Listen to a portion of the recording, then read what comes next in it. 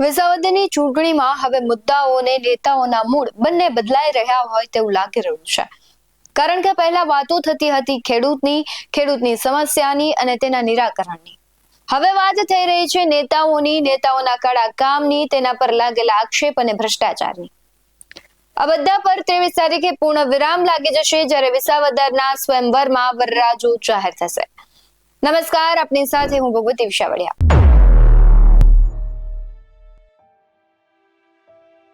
આમ તો અંદાજિત 2-2.5 મહિનાથી આમ આદમી પાર્ટીના ઉમેદવાર ગોપાલ ઇટાલિયા છે ખેડૂતોને મળી રહ્યા છે, તેમના પ્રાણ પ્રશ્નો જાણી રહ્યા છે. ગોપાલ ઇટાલિયા ચૂંટણી જાહેર નહોતી થઈ ત્યારથી જ લઈને આજ સુધી સતત ચર્ચામાં રહ્યા છે. તો બીજી જ તરફ ભારતીય જનતા પાર્ટીના ઉમેદવાર કિરીટ પટેલનું નામ છેલ્લી ઘડીઓમાં જાહેર થયું.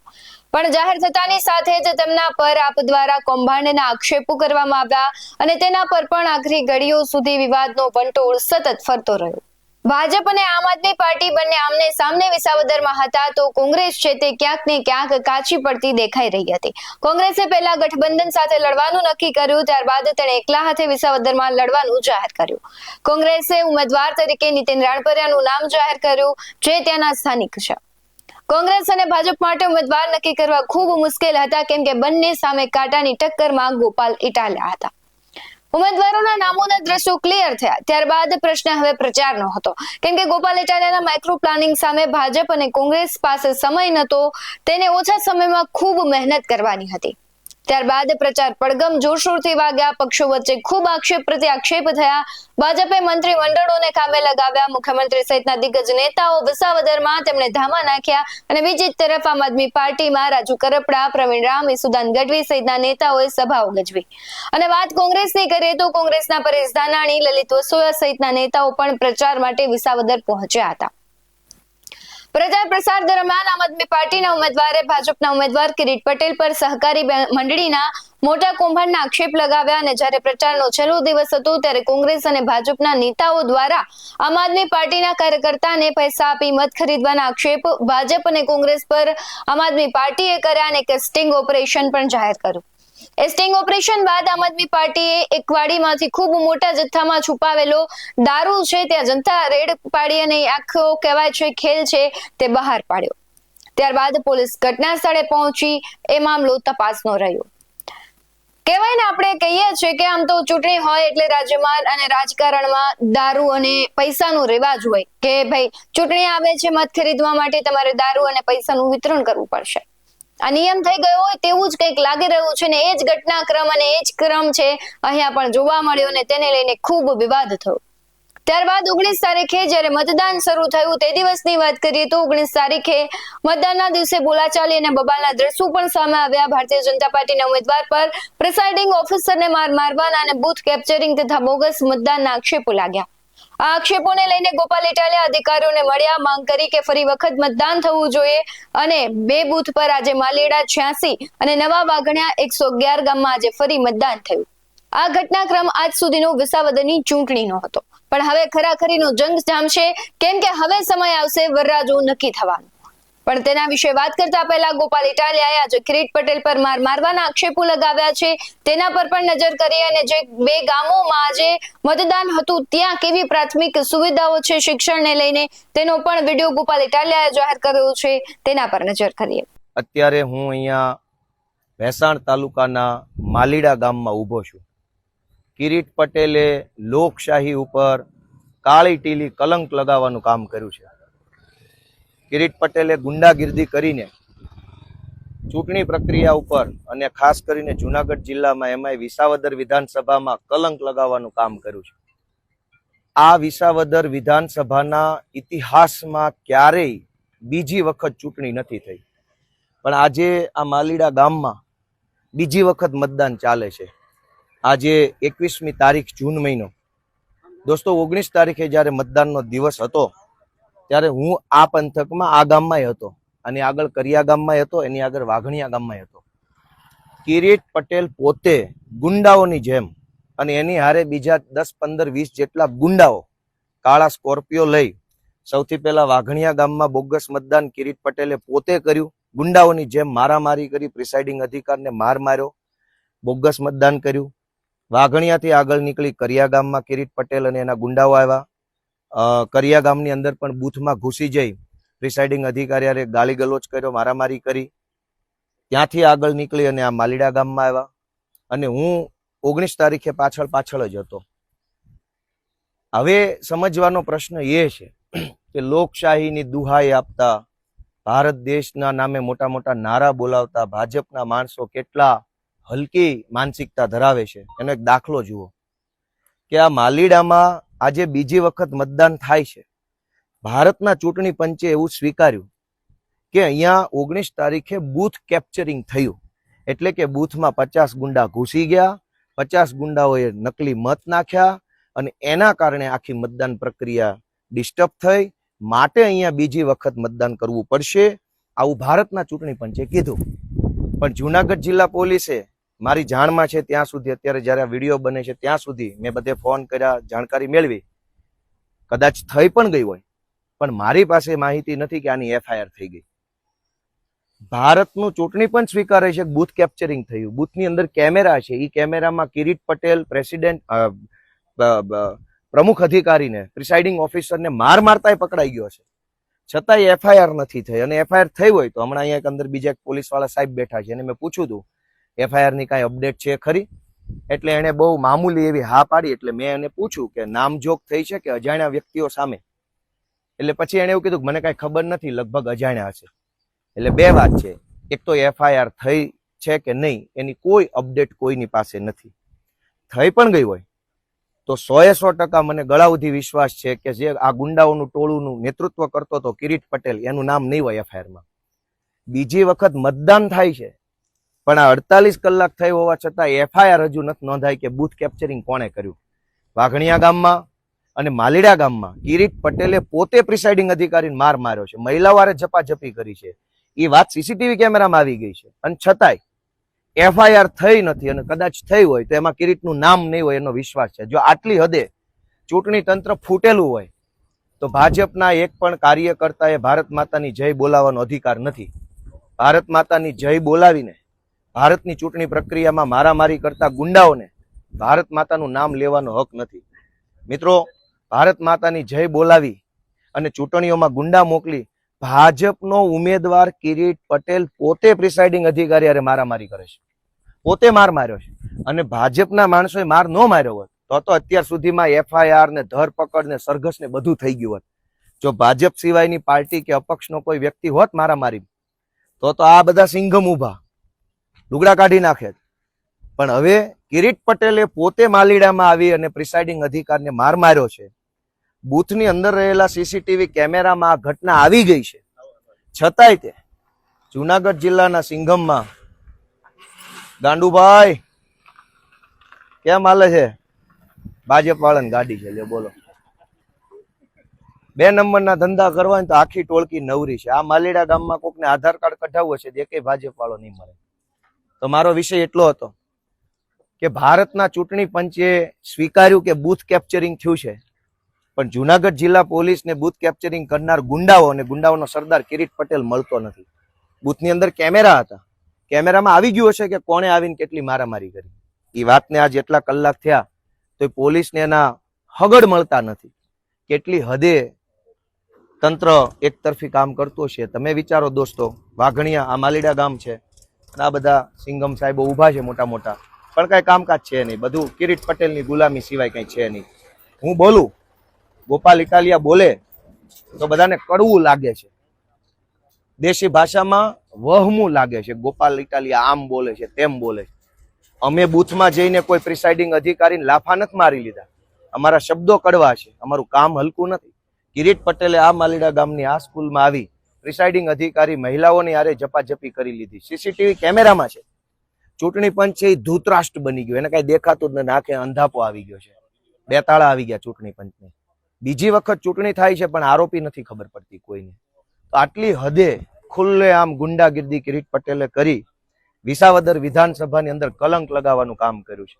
આ વિસાવદર વિધાનસભામાં કેશુ બાપા જેવા, રત્ના બાપા જેવા, પોપટ બાપા જેવા, કુરજી બાપા જેવા સન્નિષ્ઠ આગેવાનો આ પંથકમાંથી પેદા થયા અને જનતાનું નેતૃત્વ કર્યું. આ તમામ આગેવાનોએ આ જનતાને બળ આપ્યું, હિંમત આપી, મદદ આપી અને જે ધરતી ઉપર કેશુ બાપા કે રત્ના બાપા કે કુરજી બાપા જેવા આગેવાનો, એ ધરતી પર આ કિરીટ જેવા ગુંડાઓ આવ્યા, એટલે કેટલી હદે પતન થયું હશે વ્યવસ્થાનું, એ તમે વિચારો, ન્યાય નિર્ણય કરો, પરિણામ જે આવે તે. સૌને ભારત માતાની જય. એક સાવ ટૂંકી, સાવ નાની પણ અતિ મહત્વની વાત તમને કહેવા માટે હું ફેસબુક લાઈવમાં આવ્યો છું. આજે તારીખ 21 જૂન બપોરના 4:41 મારા મોબાઈલમાં બતાવે છે. મિત્રો, આજે વિસાવદર વિધાનસભાના વાઘણિયા અને માલીડા આ બે ગામડાની અંદર રીપોલ એટલે કે ફેર મતદાન, બીજી વખતનું મતદાન છે. આ બીજી વખતનું મતદાન થવાનું કારણ એવું છે કે ભાજપના ઉમેદવાર કિરીટ પટેલ પોતે જાતે 20-25 જેટલા ગુંડાઓ લઈને બૂથમાં ઘૂસી જઈને વાઘણિયા ગામના પ્રિસાઇડિંગ અધિકારીને, બૂથની અંદર બેઠેલા અધિકારીને લાફા મારીને બોગસ મતદાન કર્યું. જે બાબતે પ્રિસાઇડિંગે પણ વાંધો ઉઠાવ્યો અને મેં પણ વાંધો ઉઠાવ્યો, અને એના કારણે ફેર મતદાન થઈ રહ્યું છે. બીજી વખત ચૂંટણી આવી ગામમાં. હમણાં હું વાઘણિયા ગામમાં હતો. વાઘણિયા ગામની પ્રાથમિક શાળામાં જે મતદાન ચાલે છે ત્યાં હું ઉમેદવાર તરીકે જોવા માટે ગયો. મેં જોયું પ્રક્રિયા તો જે સરકારી રીતે ચાલતી હોય ભલે ચાલતી, પણ ત્યાં મને કોઈ મળ્યું વ્યક્તિ, અજાણ્યું વ્યક્તિ, એ પણ સરકારી ફરજના ભાગરૂપે જ ત્યાં હતા. એટલે સમજતા આમ દરેક વખતે હું ચૂંટણીમાં ફરતો હોઉં છું, પણ બહુ ચર્ચામાં પડું નહીં. આપણે આપણું જે કામ હોય એ કામમાં ફોકસ રાખીએ, કામ સિવાયની ચર્ચા કોઈને હારે હું કરું નહીં. પણ આજે મેં અજાણ્યા માણસ સાથે ચર્ચા કરી કે આ ગામમાં સ્કૂલ શું છે, કેમ છે, બધું પૂછ્યું. એટલે એમણે કીધું કે આ ગામમાં 1 થી 7 ધોરણ સુધીની આ સ્કૂલ છે. તો મેં એમને પૂછ્યું કે અહીંયા ક્લાસરૂમ તો 2 જ દેખાય છે મને, અને બંને ક્લાસરૂમ એક જ બિલ્ડિંગમાં નહીં, અલગ અલગ બિલ્ડિંગમાં. એક જૂનું બિલ્ડિંગ, એમાં ગ્રાઉન્ડ ફ્લોર ઉપર એક ક્લાસરૂમ, એક નવું બિલ્ડિંગ, એમાં પણ ગ્રાઉન્ડ ફ્લોર ઉપર એક ક્લાસરૂમ, અને એ મેં 2 અલગ અલગ રૂમ જોયા. એટલે મેં પૂછ્યું કે 2 ક્લાસરૂમની અંદર 1 થી 7 ધોરણની સ્કૂલ છે? તો એમણે મને કીધું કે ના, 2 નથી, 3 ક્લાસરૂમ છે. તો ત્રીજો ક્યાં છે? એટલે એને કીધું ઉપર. એટલે એક બિલ્ડિંગ ને 2 માળનું હતું, જેમાં ગ્રાઉન્ડ ફ્લોર ઉપર એક ક્લાસરૂમ, પહેલા માળ એક ક્લાસરૂમ, એક જૂનવાણી બિલ્ડિંગ, એમાં એક ક્લાસરૂમ. ટોટલ વાઘણિયા ગામની અંદર 3 ક્લાસરૂમની અંદર 1 થી 7 ધોરણની સ્કૂલ ચાલુ છે. તો મેં પૂછ્યું ત્યાં એ માણસ જે હતા એમને કે તો કેવી રીતે બધા છોકરાઓ બેસે? એટલે એમણે કીધું કે 1લું 2જું ધોરણ એક રૂમમાં, 3જું 4થું ધોરણ એક રૂમમાં, અને 5મું 6થું અને 7મું આટલા ધોરણ એક રૂમમાં. હવે દોસ્તો વિચાર કરો કે 30-35 વર્ષથી ગુજરાતમાં ભાજપની સરકાર છે. જિલ્લે જિલ્લે 5 સ્ટાર હોટલને પણ ટક્કર મારે એવા ભાજપના કમલમ કાર્યાલયો બન્યા છે. ભાજપના તમામ જે કાંઈ પણ નેતાઓ હતા એ બધા પાસે આલિશાન લક્ઝરિયસ લાઈફ જીવી શકે એટલા રૂપિયા છે. 35 વર્ષ સુધી પોતાનું સારું કર્યું. વાઘણિયા ગામમાં કિરીટ પટેલ પોતાના ગુંડા લઈને પ્રિસાઇડિંગ ઓફિસરને કિરીટ પટેલે પોતે લાફા માર્યા, બોગસ મતદાન કરીને ચૂંટણી જીતવી છે. પણ ચૂંટણી જીત્યા પછી ગામની સરકારી સ્કૂલના ક્લાસરૂમ બનતા નથી. તો શું મતલબ છે આ ચૂંટણી, આ લોકશાહી, આ બધી ભારત માતાની જય બોલવાનો અર્થ શું છે? ભાજપના જેટલા લોકો ભારત માતાની જય બોલીને પોતાની જાતને મહાન દેશપ્રેમી સમજે છે, એને મારી વિનંતી છે કે જે વાઘણિયા ગામના બૂથને કેપ્ચર કરીને ભાજપના ઉમેદવાર કિરીટ પટેલે બોગસ મતદાન કરીને ચૂંટણી જીતવાની કોશિશ કરી, એ જ વાઘણિયા ગામમાં 1 થી 7ની શાળાની અંદર 3 જ ક્લાસરૂમ છે અને 3 જ શિક્ષકો છે. આચાર્ય નથી. મેં પૂછ્યું તો કે નહીં, આચાર્ય નથી, અમારા 3માંથી એક વ્યક્તિ આચાર્ય, 2 શિક્ષકો. 3 શિક્ષક, 3 ક્લાસરૂમ અને ધોરણ 1 થી 7 ભણવાનું.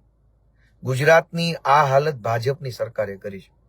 આજે ઈ જ વાઘણિયા ગામમાં ભાજપના કિરીટ પટેલે જે ગુંડાગીર્દી કરી, કાળું કલંક લગાવ્યું વિસાવદર વિધાનસભા ઉપર, ઈ જ કિરીટના કારણે, ઈ જ ભાજપની સરકારના કારણે આજે બીજી વાર મતદાન થઈ રહ્યું છે.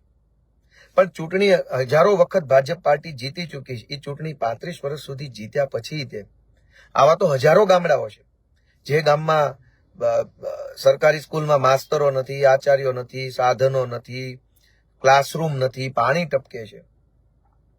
તો બોગસ મતદાન કરવામાં, ગુંડાઓ લઈ જઈને પ્રિસાઇડિંગ અધિકારીને ધમકાવીને ચૂંટણી જીતવાની કોશિશ કરવામાં ભાજપ પાર્ટી જેટલું બળ લગાડે છે એનાથી અડધું બળ ક્લાસરૂમમાં શિક્ષક મૂકવામાં, નવા ક્લાસરૂમ બનાવવામાં કેમ નથી લગાડતા? તો દોસ્તો, અમારી આમ આદમી પાર્ટીની અને ગોપાલ ઇટાલિયાની લડાઈ જ આ છે. હું ધારાસભ્ય બની જાઉં એ આ લડાઈ નથી. હું મોટો મહાન નેતા બની જાઉં એના માટેની લડાઈ છે જ નહીં. લડાઈ જ એ વાતની છે, સંઘર્ષ જ એ વાતનો છે કે 40 વર્ષ થવા આવ્યા 35-40 ભાજપના, છતાંય તે આજે જનતા માટે કોઈ સુવિધા નથી. અને તેમ છતાંય દરેક ચૂંટણીમાં ભાજપના માણસો ગુંડાઓ જેવું વર્તન કરી, બેફામ વર્તન કરી અને ફૂલ દાદાગીરીથી ચૂંટણીઓ જીતવાની કોશિશ કરે છે. અને એમ કરીને જીત્યા જે પ્રમાણે કિરીટ પટેલ પર ગોપાલ ઇટાલિયા આક્ષેપ કરી રહ્યા છે, ભાજપના વિકાસની વાતો કરી રહ્યા છે, કમલમની વાતો કરી રહ્યા છે, તે સાચા હોય કે ખોટા તે તપાસનો વિષય છે. અને જે પ્રમાણે વિકાસની વાતો કરી રહ્યા છે તો એ તો દરેક વ્યક્તિની સામે છે કે ગામડાઓમાં વિકાસ કેટલો થયો છે, વિસાવદરનો વિકાસ કેટલો થયો છે, વિસાવદરના લોકોનો વિકાસ કેટલો થયો છે, વિસાવદરના લોકોને પ્રાથમિક સુવિધાઓ કેટલી મળી રહી છે. પેરિસના રસ્તા નહીં, પરંતુ વિસાવદરને વિસાવદર બનાવશે કે નહીં એ તો સમય નક્કી કરશે. પણ હવે કોઈ વિવાદ સામે આવશે કે નહીં તેના નક્કી કર્યા પહેલા વિસાવદરનું જે ભાવિ છે એ ઈવીએમ માં ખેદ થઈ ગયું છે. આજે પણ જે 2 બૂથ ઉપર કહેવાય છે કે મતદાન થવાનું હતું તે પણ થઈ ગયું છે. હવે 23 તારીખે ફાઇનલ થશે કે વિસાવદરનું ધણી કોણ થશે.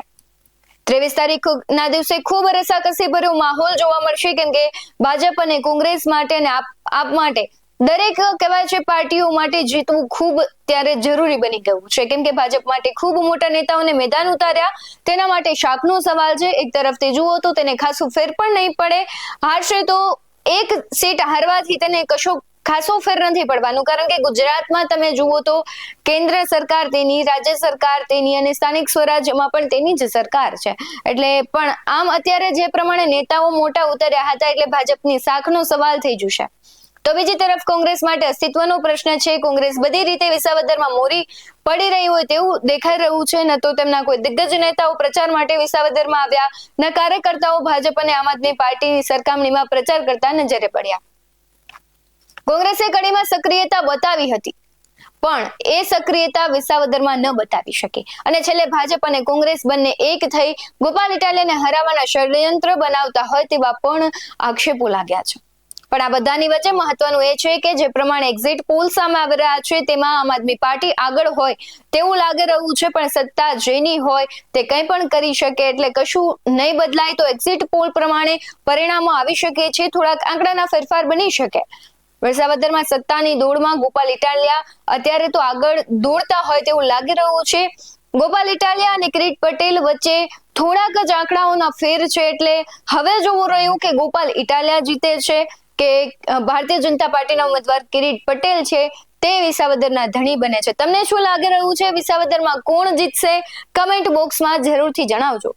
હાલ વાત વિગતવારમાં બસ આટલું જ. આવા જ વધુ અહેવાલો સાથે ફરી મળતા રહીશું. તમે અમારી યુટ્યુબ ચેનલને સબસ્ક્રાઇબ કરવાનું, અમને ફેસબુક અને ઇન્સ્ટાગ્રામ પર ફોલો કરવાનું ભૂલશો નહીં. બાકી અવનવી અપડેટ્સ મેળવવા માટે આપ જોતા રહો BS9 TV ન્યૂઝ. નમસ્કાર.